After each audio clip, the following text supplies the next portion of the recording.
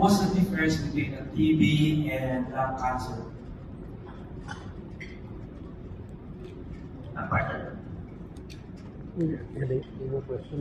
Yes, sir. Ano po yung diferensya sa early diagnosis ng TB at cancer, lung cancer? Yan, may follow-up. The quick answer to that is, well, they're very important, and we can even enumerate to you other things that along the way could actually reflect not only cancer, not only TB, other infection, connective tissue disease, marami. Okay? Kaya hindi siya for face value na may bukod ako sa baka, yung anxiety or yung burden na pupunta sa pasyente, ano na ang susunod sa akin. And that's where we emphasize that this module, as simple as it may seem, if you actually collect kung ano yung expert opinion natin, that would actually help streamline the practice. Because one single module can reflect a lot of things. Okay? Depende sa risk ng pasyente, depende sa demographics ng pasyente, depende sa exposure ng pasyente, depende sa family history ng pasyente. So kapag nakabasa ko kayo ng one module sa X-ray o sa CT scan nyo, this is where this collaborative work from the expert will come in. Para sulit mo yung punta nyo sa doktor. Another one. They can present with similar symptoms, ubo, no? So, mga kayaya, parehong common yun sa TB, common yun sa lung cancer. But TB is caused by a bacteria, infection yun. That cancer is caused by an abnormal mutation ng normal cells sa lungs. And the only way to differentiate them is biopsy to confirm lung cancer, kumuha ng maliit na sample dun sa bukol. And sa TB, sometimes plema lang, no, or biopsy. So yun yung main difference. Since TB is very common in the Philippines, and lung cancer is the most common cancer than in men in the Philippines, then ang important is to pursue the diagnosis and confirm it. Hindi yung i-treat lang kaagad as TB kasi the patients loses 6 months of their cancer journey kung cancer yun, diba? So nahuli na tayo ng 6 months na pag-treat sa kanya. So yun yung difference.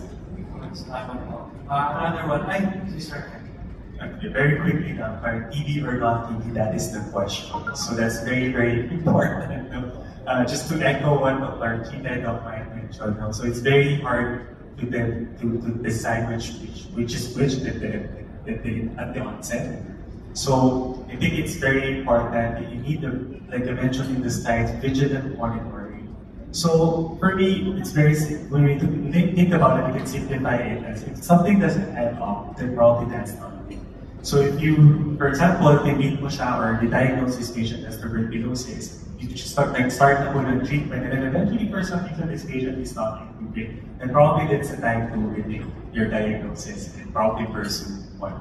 And in addition to what Ma'am Nell was mentioning a while ago, of course AI is here. I know there are a lot of hesitations and negative connotations with AI as well, but I believe that if you use AI in a very good and positive way, it can actually give good results. Just to mention the program that Ma'am Yan mentioned a while ago, yung sa AI in chest X-rays. So that can be done. So the program actually started in the National ED program. So that's when they used this AI first. And eventually they expanded, and now they noticed that they can potentially use it to detect long nodules that might probably be lung cancer. So I guess if we make that AI technology more accessible to more Filipinos, then probably it can also aid us in differentiating is it ED or not. If I go out to the AI, the entry cost less compared to the CT scan, and what we do with not pursue CT scan immediately. Just to know if they have lung cancer. So, but the AI that is creates or used with X-ray may cause only about 50 pesos additional per X-ray. That's what I heard that on how much it costs, kaya mura lang po yun. Mas tatagabi po ng mga tao at ang filler covers after the X-ray amount, and perhaps they also cover that amount with additional 50 pesos benefit compared to the Can I add to that? As Ken said, the AI chest X-ray was developed first in TB, and they kind of mastered that. Meaning to say, if you do AI chest X-ray looking at TB, it can be as good as an expert radiologist. Okay. Now they're doing it in nodules, and the studies already is picking up, and they could really differentiate an evolution from a lung nodule, and they have different descriptions of it. For lung nodule, they have high risk, low risk, and of course no risk. It's normal. In TB, they have another nomenclature there. The problem is if you have both evolution and nodule lesion. So the first thing you do is that an active infection. That's the reason why the patient undergoes biologic testing for TB. And if it's positive, then they treat, and then afterwards, they put the patient down. They now look at the lung nodule. The patient goes into those. So, yes, you can actually differentiate the TB from a lung nodule, given artificial intelligence. Okay, sir. One of the most prominent persons said hotline from lung cancer was Senator Brilliant Defensor Santiago. Pero sabi niya, hindi naman siya nanigarilyo, and she's rich, she's famous, and healthy living. Pero na-detect yung kanyang lung cancer later na. So how much more for us na mga ordinary people? Takot din siguro dahil lalo na wala tayong pera.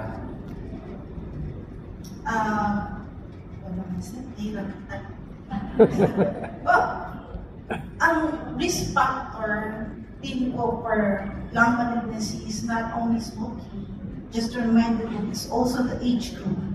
So this is usually a cancer found on the elderly 60-65. So we doon na pick up po. So yun po yung risk factor ng ating nasirang senator because of the age group, not because of the smoking history.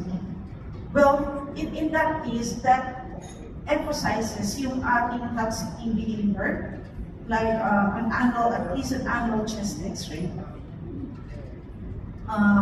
to check. And usually, the cancer does not grow overnight. It is something that builds up, unti-unti po yun. So we will, as pulmonologists, sometimes we found nodules. We need to take a look back on previous radiographs, compare these radiographs, and if it has been found new ba to, or it has been found before, and if it was found before, how far yung difference between those two radiographs, and was there some sort of a increase in size? Because a 25% increase in size po is somewhat worrisome for malignancy. So yung pong doubling time na tinatawag for cancer cells, it ranges from 40 to 200 days. Yung matatagal na 200 days, ito yung for adenocarcinoma.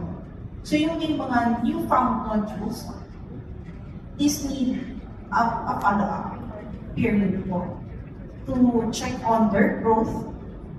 If they are growing, then proceed to the next step, which is a more definitely chest CT scan. Hindi na po tayo na low dose.